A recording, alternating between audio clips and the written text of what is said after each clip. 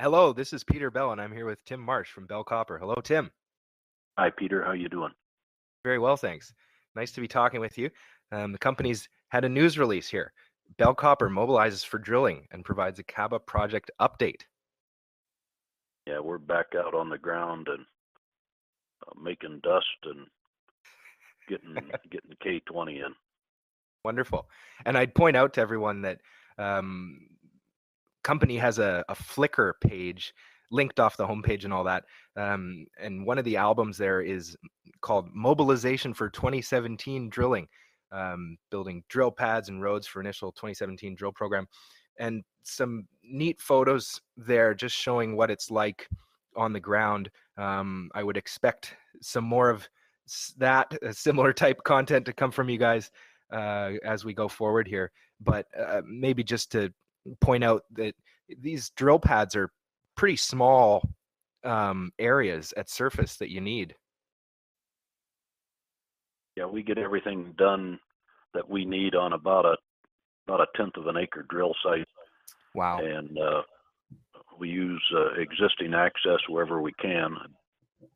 So we're pushing in 300 feet of road and building a tenth of an acre pad. So we really don't mess up too much in the process. Yeah. And great to see the photos of the crew out there, with sitting under the tent, having lunch and everything. Arizona is just beautiful country to be doing this kind of work. Yeah, it's a good time of year too. Somehow we usually start drilling in July or August. We're actually getting started a little earlier than in the past before it gets too darn hot. But Yeah.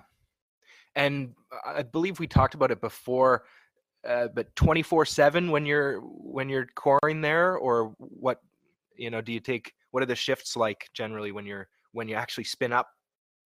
the first 1,000 feet is done with a water well rig, and that rig only runs during daylight hours.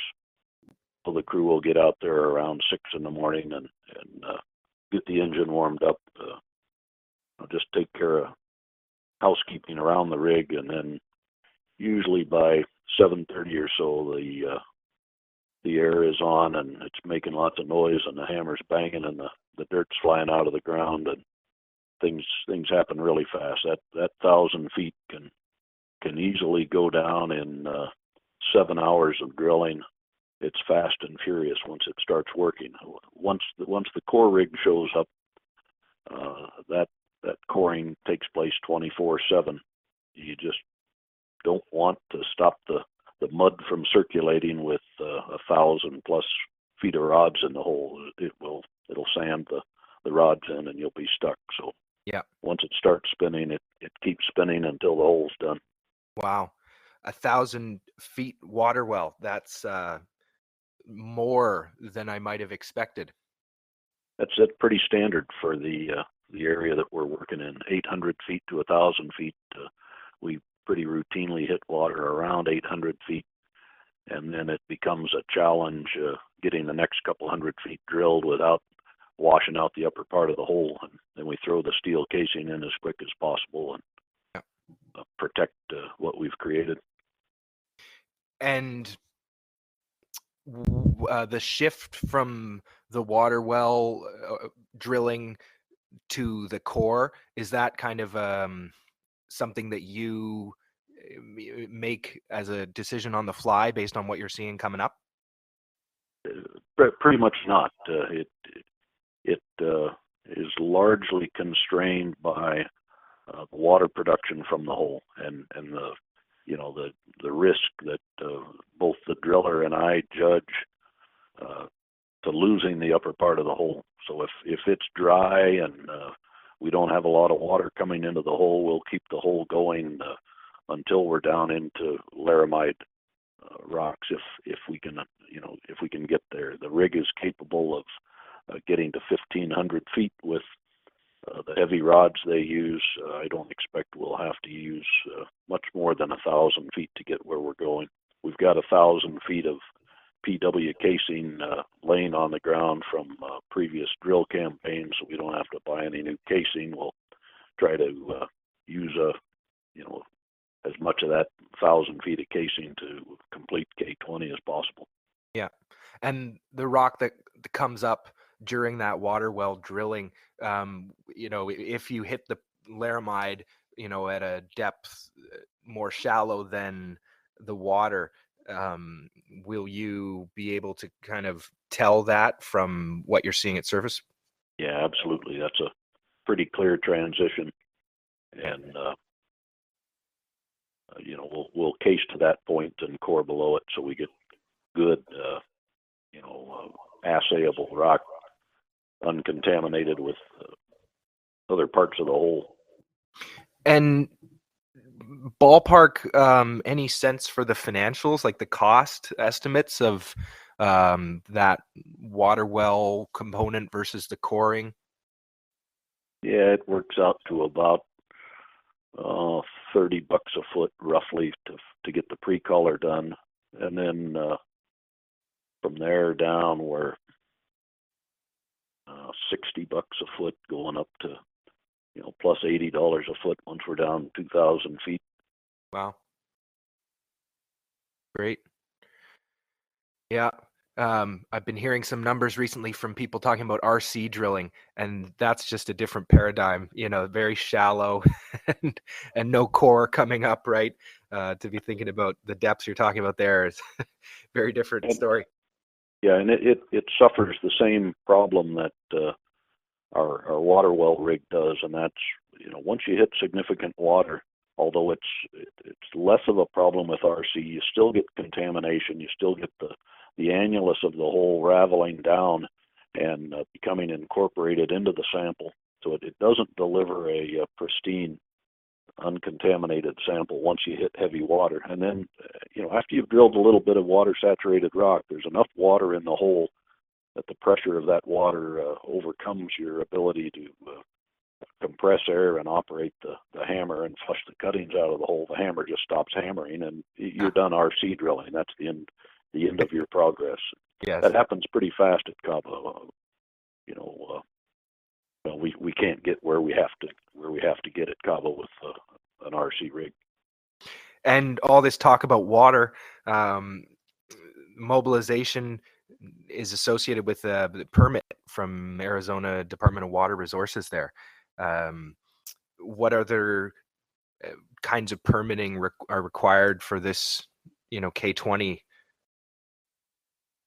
Yeah, if you drill a hole anywhere in Arizona deeper than 100 feet or to any depth where you encounter groundwater, you've got to have this permit from the Arizona Department of Water Resources. We received that permit last week. We're working on private surface rights. We negotiated a access agreement with the surface owner, and in the event we're successful and want to develop the mineral resources there, we secured a purchase option on the property. That relationship with the landowner allowed us to get a water well permit, so we'll drill the upper 1,000 feet and complete it as a domestic water well. So that was one permit, and again, it arrived last week. The other permit that's required to operate is notification to the Arizona Department of Agriculture that we're going to go out and murder some bushes, push over some shrubs and small junipers in order to make room for the drill pad. Yep. And that requires, if it's under an acre of disturbance, requires a 20-day notification to the Arizona Department of Agriculture. They've received our notice and sent us back the thumbs up. And that's it. That's a relatively fast process and simpler than permitting on state lands nearby. So Yep. we've been able to fast track access to the surface by working with the landowner and then really staying on private surface for this hole.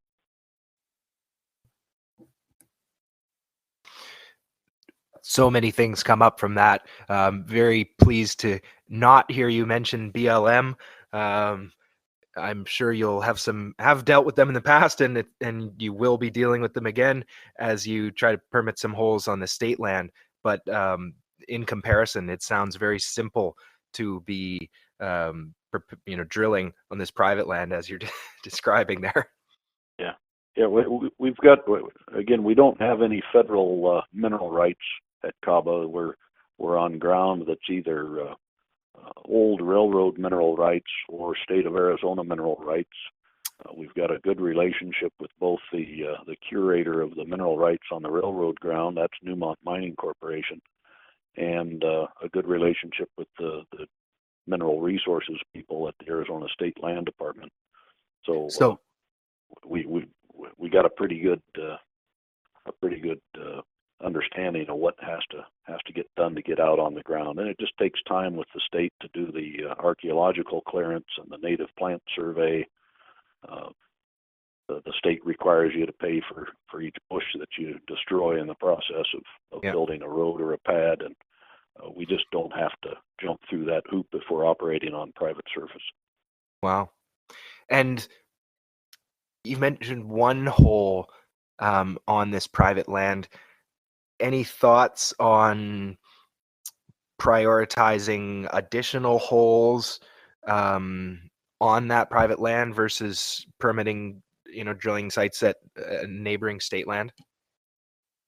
The when Kennecott left, they we were fairly well hamstrung in terms of talking about what was going on uh, as part of their efforts. They went out at the beginning and did the archaeological and native plant clearances on 27 drill sites. Those clearances are done. They've been received by the state land department. The only remaining task to get a drill out onto some of those already permitted sites is to write a check for the cost of the bushes that we'll destroy. Wow. And so I believe 30, maybe 60 days of notification to the state that we're going to occupy some of those already cleared sites that Kennecott cleared a year and a half ago will get us on the ground and into places that we would like to test fairly quickly. Where to go next? The timelines that you mentioned about permitting on the state lands, 60 days there. That's, ball 30 to 60 days to write the checks, to clear the bushes. And as we discussed here with the photos from the 2017, it's a pretty limited area that you're clearing between the pads and the roads. Pretty limited disturbance.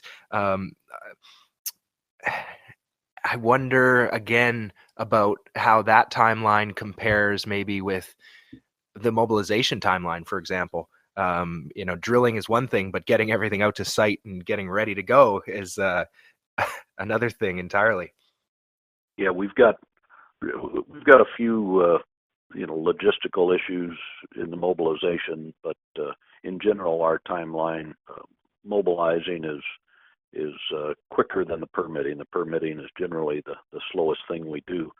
The company that drills the pre-collar brown drilling, they've got other customers who are already in line waiting to have their water wells drilled out there in the parched desert. So Brown's priority in getting those other wells drilled that are out ahead of us is part of our scheduling.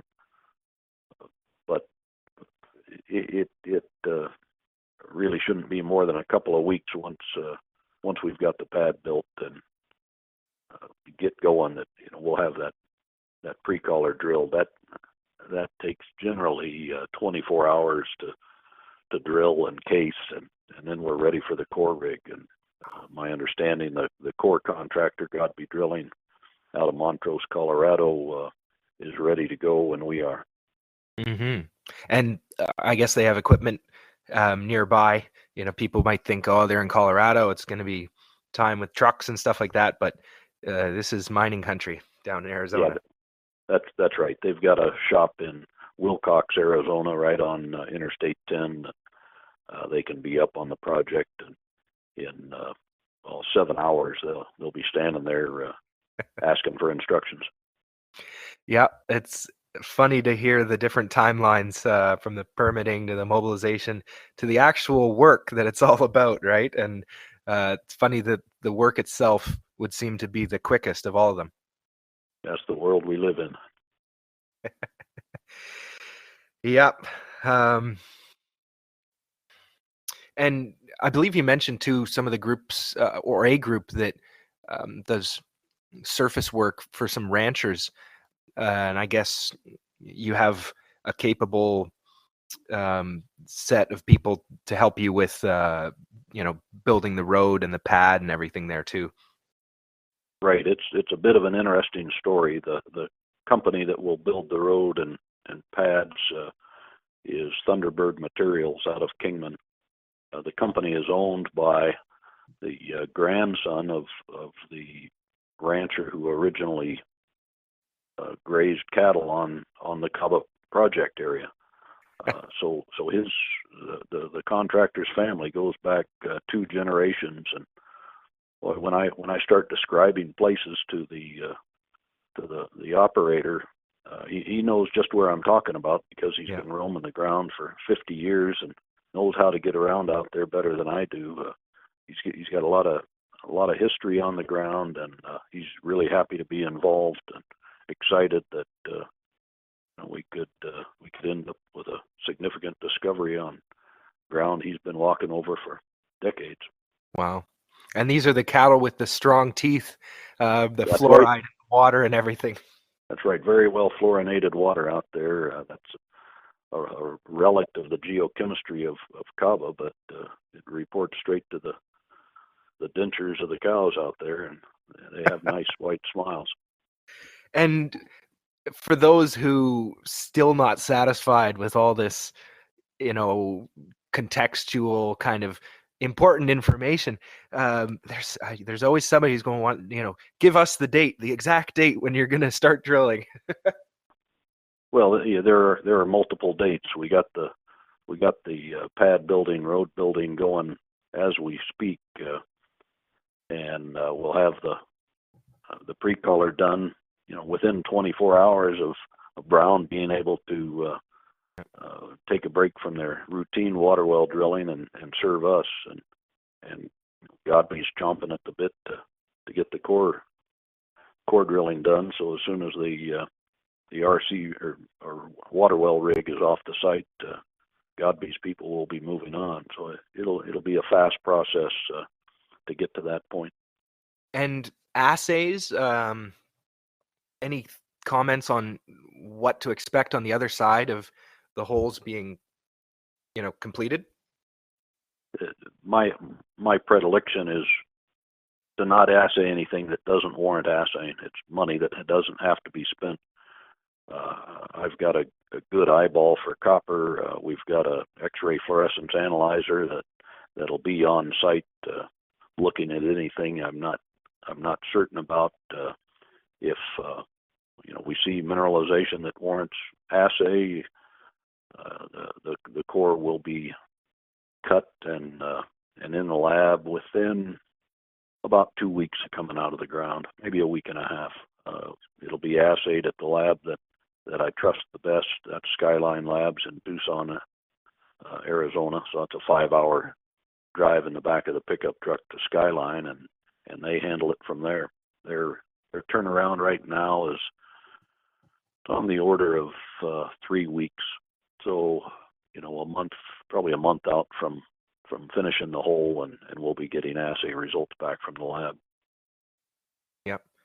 And with your good eye for copper, happy to talk about the native copper there, photograph of that in a second. But maybe before we do, I'd just ask about looking around that corner and whether the gray area around that visual inspection of the core, that's, it's caused some excitement for some juniors recently, also very contentious to be putting out photos without assays, and to be making interpretations based on the core. Any comments on all that? I would say if we have mineralization that's worthy to be seen, things, information, visual information that is material, it'll be released with a press release. I think that's the right way to go. If we think we've got a discovery, you're going to be able to see it in the core, and prior to having any assay results back, we're going to have a description in a press release and accompanying photographs of anything significant that we've got. Yep. Well, and I would say, if it's not worthy of a photograph, it's probably not worthy of assay either. So those things kind of go together. If the core is going to the lab, there's a good reason for it, and it'll be prior to any assay results. It'll be up on our website. Thank you. And I guess that's one of the nice things about these porphyry copper deposits too, is that they kind of scream at you when you're when you're in there. Yeah, it's not like gold. We'll be able to see the copper minerals, and we have in the past in the other holes. When we see bornite or chalcocite or chalcopyrite, it's visible. I can take a hand lens and my telephone camera and get a picture of those grains. And there should be plenty of them. Yep. Is that what we're looking at in this photograph you sent? The photograph is a little different. That is a bucket of cuttings that I collected back last summer. One of the things I do when I drill a hole in the ground is to throw a bucket under the return from the core hole and catch the sludge that is a product of grinding through the rock. And then when I have time, I pan that sludge to get the heavies out and just see what reports to the heavies that I might not catch just by inspecting the core with a hand lens. In the case of that photograph, the sludge from K16 I had sitting on the back porch, and a couple of weeks ago, I think I was angry about something. I need to get away from people and put my nose against some rock. So I panned that sludge that had been just stagnating on my back porch, and I found some black heavy grains that they're non-magnetic, and I just wasn't quite sure what the heck they were. And I poked at them and dropped some acid on them to try and clean the black off. With no avail. And then at one point in the day, I had the bright idea to see if maybe it's some rod grease on there and some brake cleaner might take it off, and I did, and lo and behold, it was native copper. Wow. The copper probably didn't come from parts of the hole that we assayed. I never saw any native copper in the hole when we were logging it.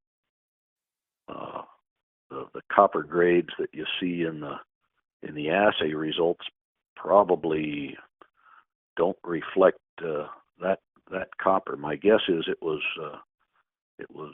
abraded off the walls of the hole up in a part of the hole that we didn't assay. We didn't assay through the gravel and the basalt. K16, the pre-color didn't get down all the way through the gravel and basalt, and so we ended up coring those but not assaying them. And that's one speculation I have as to where this native copper came from. In the hole was in a part that we didn't assay. It doesn't motivate me to go back there and re-assay the gravel, but it does tell a geological story that's worthy of consideration, and that is that the copper came from somewhere. It's supergene copper. Native copper isn't a mineral deposited by hot water. It's deposited by, room temperature groundwater generally, and it would have been transported by groundwater migrating downhill, and so there is a place somewhere around K16, an ultimate source of the copper that was undergoing leaching, supergene weathering, oxidation, and the copper was liberated into the groundwater, and the groundwater flowed and passed the K16 site. So I need to look up gradient from K16 for the ultimate source of the copper in K16. That path, we know from drilling the bedrock in several places around K16 that the bedrock surface, the underlying laramide surface underneath the gravel and the basalt, slopes off to the southwest rather steeply. We also saw evidence of supergene copper in the form of chalcocite in K11, which is right down that vector to the southwest. So if we go in the opposite direction, in the direction to the northeast, that's the likely source area for the native copper in K16 and also for the chalcocite in K11.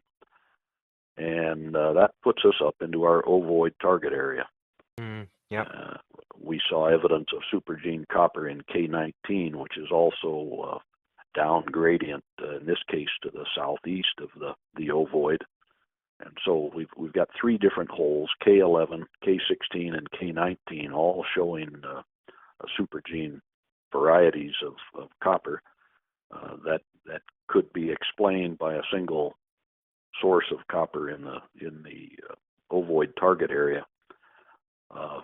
One other aspect that's significant in this situation is that the gravity, it's gravity that's driving the dispersion of the copper out of that area, and that requires that the source of the copper be higher, structurally, elevationally higher than where we're finding it in these holes.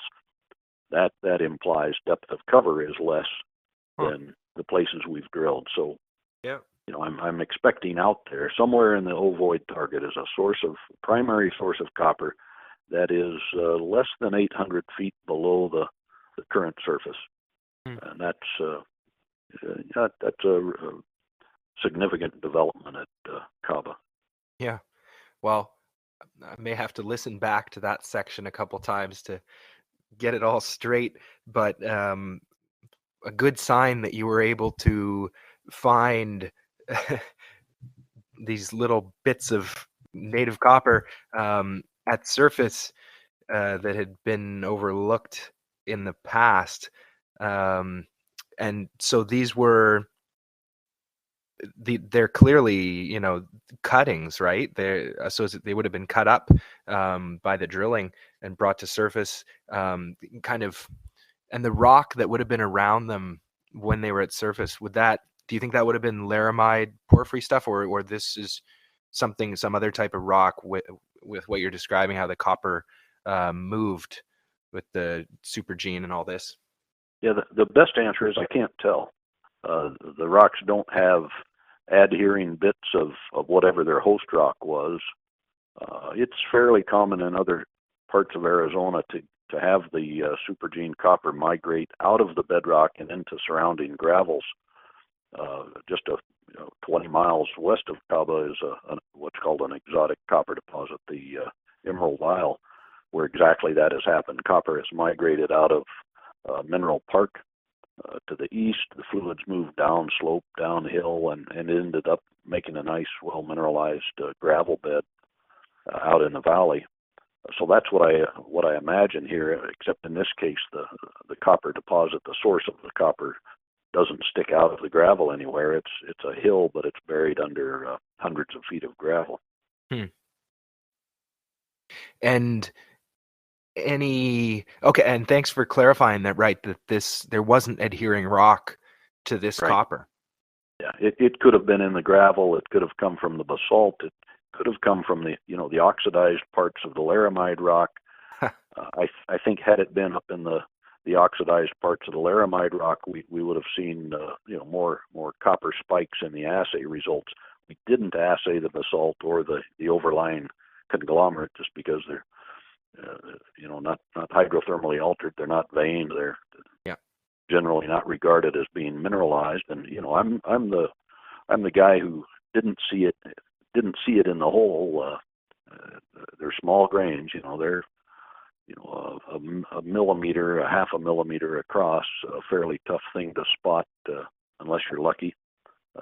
And I wasn't, and only by concentrating the sludge in a gold pan, after the fact, was I able to find these things. And again, I didn't, sitting in the gold pan, I didn't recognize them as copper. It wasn't until I hit the stuff with the brake cleaner that the rod grease, the drilling grease on the surface washed off, and that metallic copper was left underneath. And you'd hit it with acid before that, is that correct? Yeah, I tried acid. Yeah, I thought at first, oh, maybe these are copper grains with tenorite coating the outside. I knew they were extraordinarily heavy. That's why they were in the bottom of my pan. But Yes. they were non-magnetic, and that was a kind of a red flag that, hey, you better pay attention to these things. Gold will behave that way. Native copper behaves that way, but these black grains just didn't compute. So I tried removing. If it was tenorite, black copper oxide, it would have dissolved in hydrochloric acid. That just didn't work. The acid didn't touch it, and it was just one more hunch that, well, maybe it's hydrocarbon. Grease off the drill rods, and with that grease off, it became clear. Yeah, that's native copper. And I believe you said that the sludge was sitting in a bucket for some time. I wonder, what was that? Where did that come from in the first place? What led you to take some of the gravels from site and look at them in that way? Well, the gold pan is a real useful tool, and if you can sort through a mass of rock, and only look at the heavy minerals, you reduce the volume of the sample by 1,000-fold, maybe 1,000,000-fold, and you look at the sorts of things that ore geologists are interested in looking at, and that's the ore minerals. They have a high specific gravity, so they're easily concentrated by panning. The diamond bit does a really nice job of comminuting the rock, turning it into sand-sized particles, and so it's ideally suited for panning. It's an approach that I routinely use when I think a hole is cutting through ore or something that's close to ore, to just throw a bucket under the return, out of the diamond drill hole, and just let it sit there for days, collecting the heavier particles, and just the fluid flow into the bucket will segregate. The lighter particles will tend to wash out of the bucket. The heavy particles will tend to accumulate. Okay. Mainly what you find are a lot of gold, or a lot of shavings off the drill rods, and the occasional diamond that drops out of the face of the drill bit. But if you're cutting sulfides, you're going to get a concentration of sulfides in the bucket. So I did that. On a number of holes. Threw the bucket, put a lid on the bucket, threw it in the back of the truck, took it home, threw it on the back porch, with the idea that when I've got time, I'll sit down in the sun and pan it and see if I can glean any more information from that sludge. And in the case of K16, it panned out. Yeah, indeed it did. Thank you. I had this image in my head of you, with a bucket of the cuttings, picking them up from the ground around the hole in some way. But I hear what you're describing now is collecting the water, Right. having the water. Yeah. And then the denser stuff staying in the bucket, and the lighter stuff kind of washing out as the water continues to get pumped up from the hole. Yep. Thank you. Little old tricks of the trade, right? Stuff like that can go a long way. Yeah, it's the gold pan is powerful, and you throw the heavies underneath the microscope, and you get a very different view of what you've just drilled through. You get a much more concentrated, compressed view of the sulfides or heavies that you've drilled through. Wonderful. And I'm grateful as well of what you're saying about the different holes, and some of the interpreted structural aspects of where the deposit might be, based on fluid flows and this stuff migrating out of the porphyry into the gravels and all that. That sounds like a nice story that's coming together there for you, the geology. Yeah, we drilled a number of holes earlier on, K9, K10, K11. We had to go through 1,750 feet, 540 meters of gravel and basalt before we ever got to the interesting rocks. And as a result, when I would talk to other companies about option agreements on that ground, I would hear commonly, "Oh, Tim, it's too deep. It's too deep. It's too deep." Well, I haven't found it yet, so how do you know it's too deep? And what we're finding as we move northeastward from those locations, we're at less than half the depth of cover than I was back then. Our last hole, we had 800 feet, 250 meters or so of cover, and immediately plunged into some of the reddest rocks I've ever seen. Certainly the reddest hematite rich, looks just like leach capping out of any big porphyry in Arizona. So it looks like we're seeing the right kinds of rocks at a relatively shallow depth, relatively for sure compared to what we drilled in previous holes. Wonderful. That's just reminds me of the joys of speculation there, and the false confidence that people seem to have a lot of times when assessing junior mining companies or conducting exploration programs. False sense of security or certainty can really make you miss out on a lot of the opportunity. Maybe save you from some disaster, I guess, but there was a speech by Eric Sprott at the Jekyll Island with the Palisade group there last year, and he talked about how analysts kind of have to be conservative by profession, and he found it to be his job to be more of a wild-ass speculator who considers, at least considers the possible best case. You shouldn't hang everything on what would play out if everything went your way, but you have to at least consider it, and because it might be a lot better than you realize, right? And just hearing about the stuff being more shallow here at Kaba sounds like a great example of that for me. Not something that many people have. I think you're the only person that I've heard talking about that yet so far, Tim. So you're ahead of the curve. Keeps creating a wave for everybody else here to get behind. Good. Well, if exploration geologists aren't optimists, intrinsically they're doomed to fail, or doomed to pursue some other career later in life. Yep.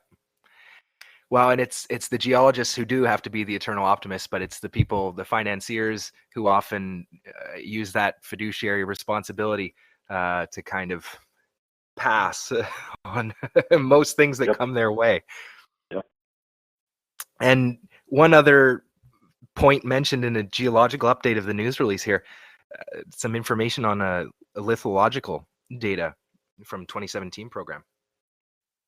Yeah, one data set that I took a second look at after Kennecott terminated their option was just to go back and look at all of the rock types that we found in K1 through K19 and compare those rock types with what's exposed in the footwall.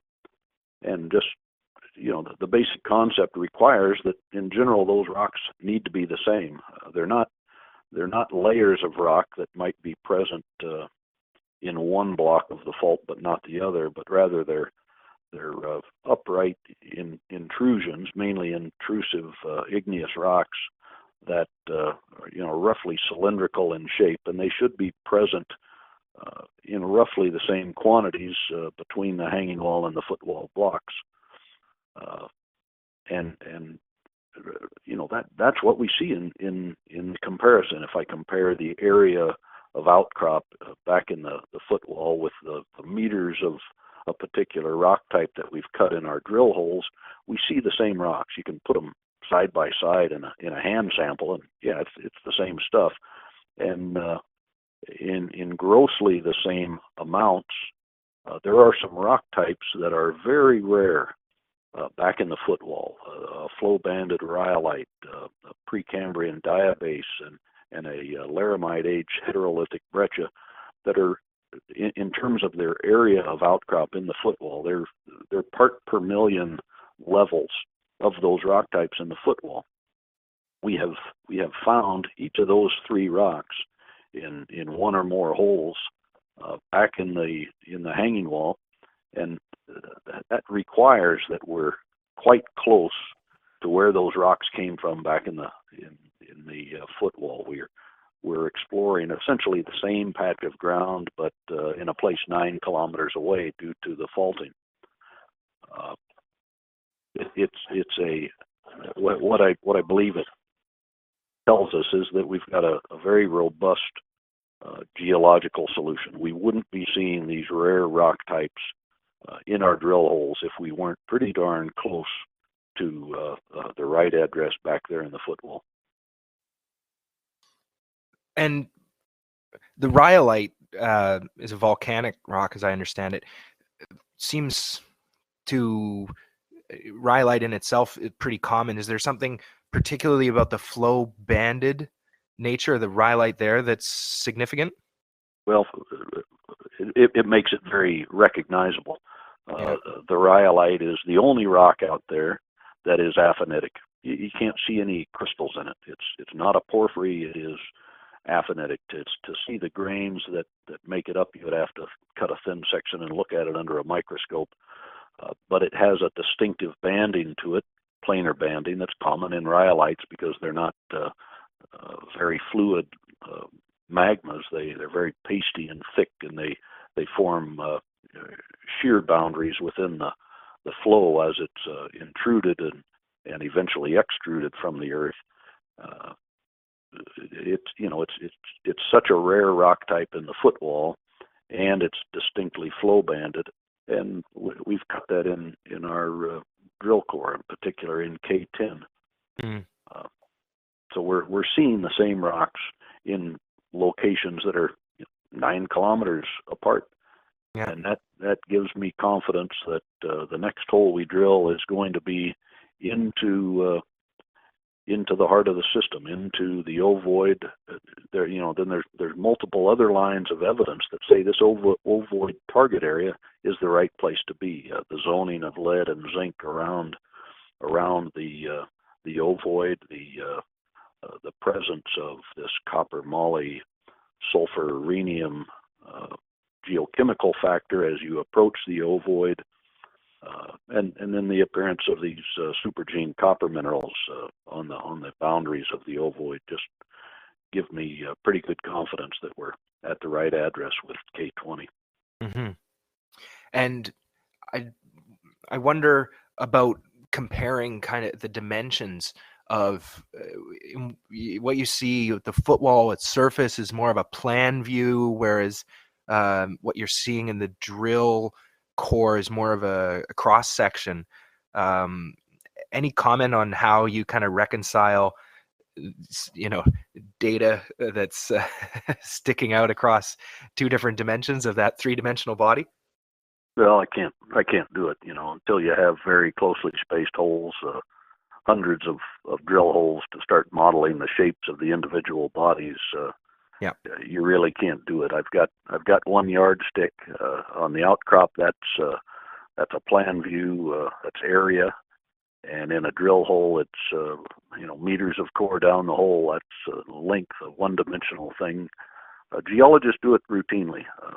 When we compare abundances, we'll look at a thin section and maybe just measure a line across the thin section and count grains along that line and use that as an approximation of area percent in the thin section of a certain mineral of interest, and then we extrapolate that to volume percent in a three-dimensional body in the crust. So it's a pretty common approach. Yep. You can encounter bias very clearly if you've got preferentially oriented rock masses, layers, stratified layers, for example. You wouldn't expect any correlation in the geology between the footwall and the hanging wall if we were looking at a layer cake of sedimentary rocks.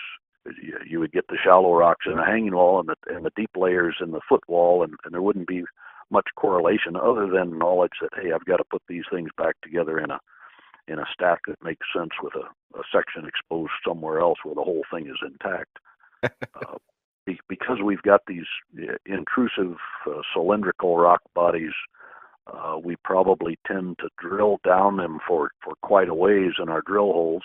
We probably bias things a little bit more toward these laramide rocks that come up as plugs and small cylinders. If we're in the right place, we're going to be hitting those cylinders, those laramide intrusions and plugs and stalks. And that's really what this data set shows, is we've got a disproportionate amount of laramide rocks in our drill core. That says we're roughly in the right place. We're in a laramide intrusive center. We're not out in the distal wall rocks. We've finished that part of the exercise with holes like K2 and K4 and K5 and K6. We're out now where the goods are, and disproportionately we encounter laramide rocks when we drill a hole. Yep. And with everything else we're talking about, geochemistry across all these other holes really starts to amass a large body of evidence. Sometimes I try to articulate what the evidence is for the thesis that you have at Kaba, and I'm able to identify parts of it, but I often feel like there's something that I'm always missing. It's a many layered story that you've been working on here for years. All the pieces have to fit in my brain. The pieces have to fit and tell a story. And if they don't, then I've got a problem, and I gotta work through it.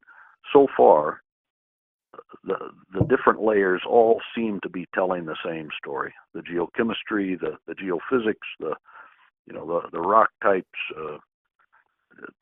they tell a story, and that is, a porphyry copper system was formed. One day the system was cut into two pieces.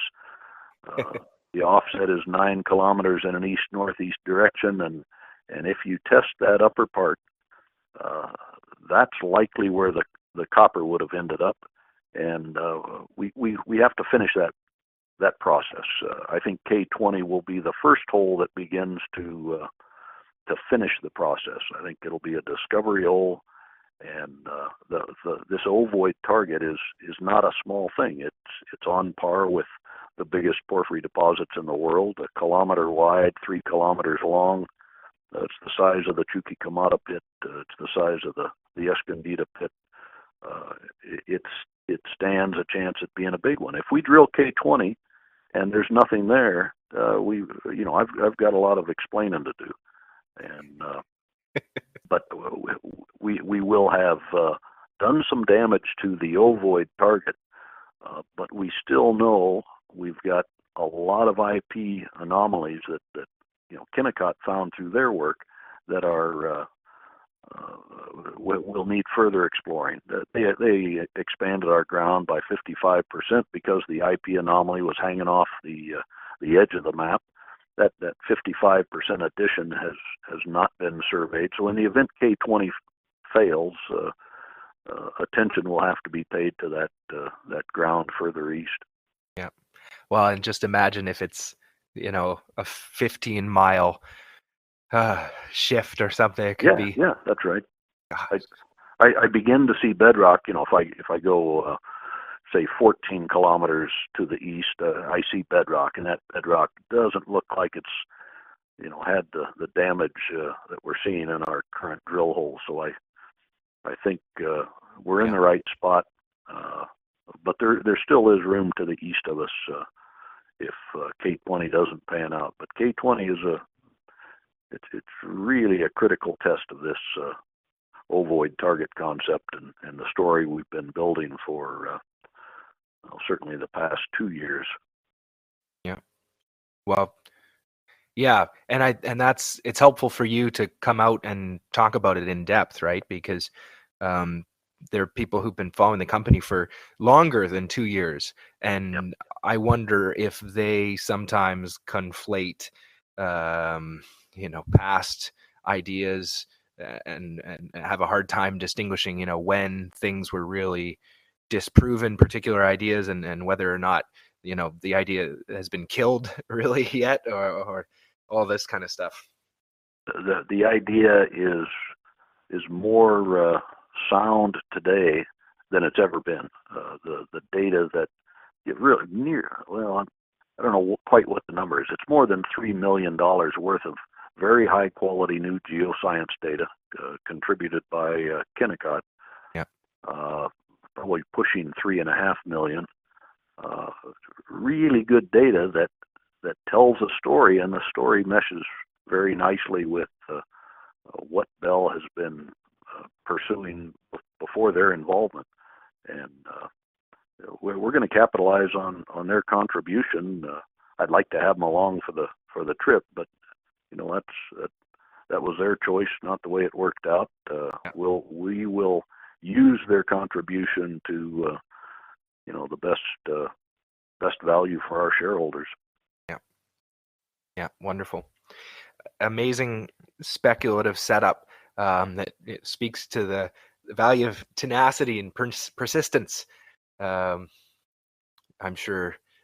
Yeah, if you drill 3 holes and walk away, you're not going to have what you need to build a story like this. It takes time, and it takes drill holes. That's fundamentally what has to happen. You have to drill, and I think because we've been chasing a giant system, it makes it pretty clear when we haven't found it. It wasn't 50 meters off.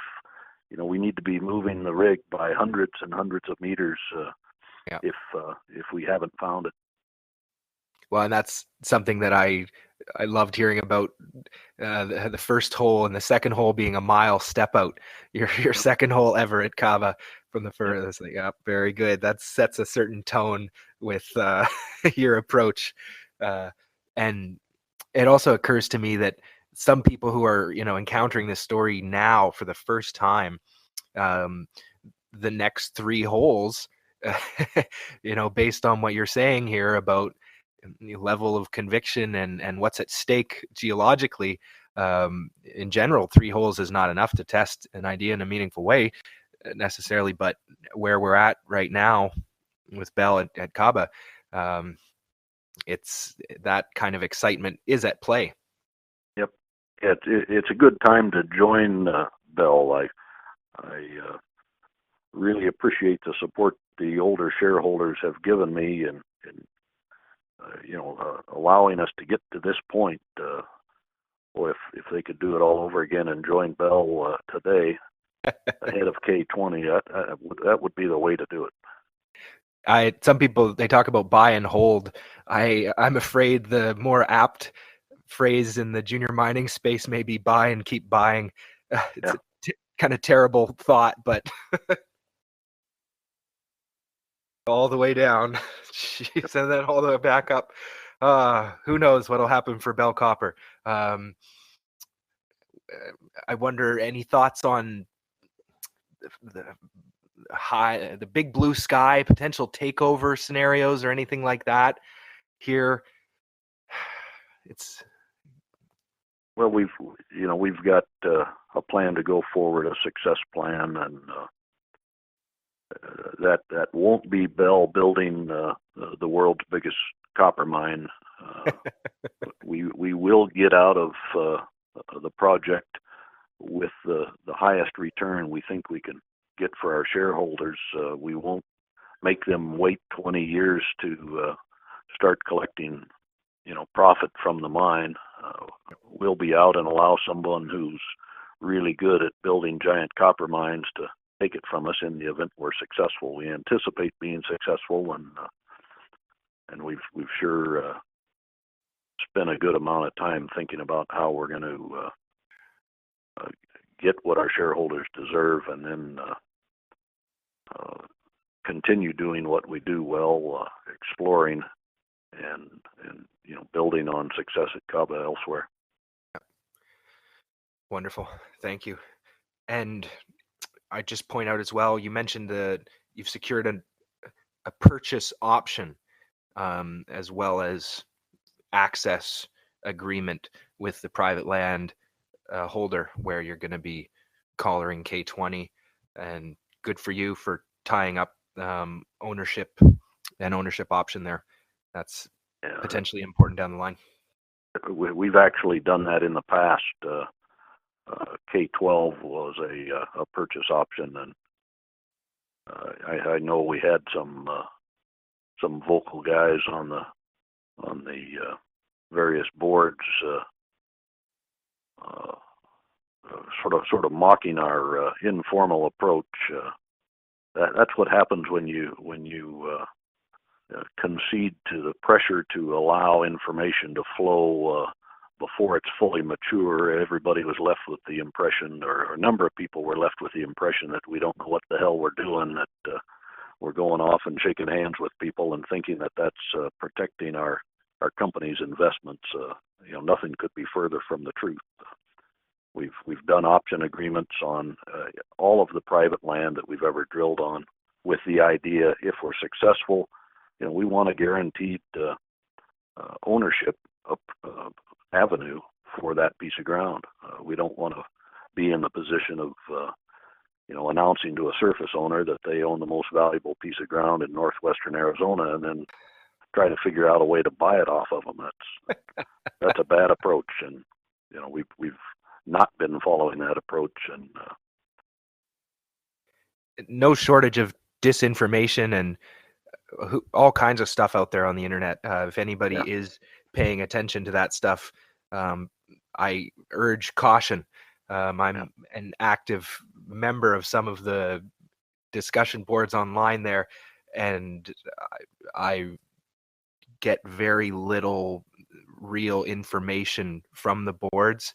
They're much more social platform to interact with people and to share information. My particular preference is to document with executives wherever possible, because I find that the gossip and the rumors and I have, somebody said this, that stuff can be very problematic and really bring down the level of discussion around a company. After all, these are public companies. The executives have a very high degree of responsibility about what information they make public. And for anyone representing, that they've heard things from an executive or haven't heard things from an executive, that's a very dangerous game to play, and not something I would recommend anyone participate in or pay any attention to, for that matter. Go to the source, get the real information, and even if you can't understand it, at least make some attempt. Kind of like grade school, when the teacher would grant some privilege, and then one clown in the back had cut up, and the whole class would lose the privilege. Abuse of what people think is happening behind the scenes at Bell Copper just encourages us to say less and do more without disclosing what our full plans are. And that's okay too. Things could change quickly here, and you could be in a very sought after position where you can start to really control, set the tone, all these things. Yeah, we're getting there, and having the earn-in option behind us, we're able to be significantly more liberal and timely with our information flow. And I would point out to people listening that some of that information flow may be to parties in private channels. I don't know that the company has any CAs or anything like that at this point, and there's some gray area whether or not they can even discuss those in public. So not asking about that particularly, Tim, but just to point out to people that no news isn't always bad news.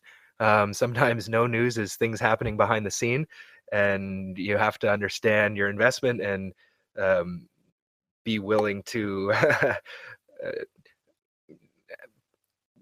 accept some quiet time in the from any particular exploration company. Right, there's a lot that goes into a successful drill program.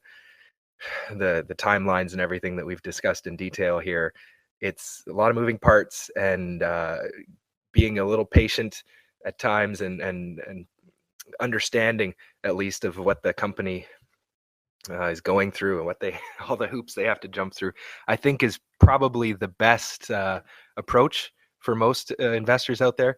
Not to say that you want to let companies get away with poor results or other signs of bad performance, but if you understand the group and you trust that they're doing good work, then it's waiting a week or two or a month is not it, the size of the prize should make it worthwhile.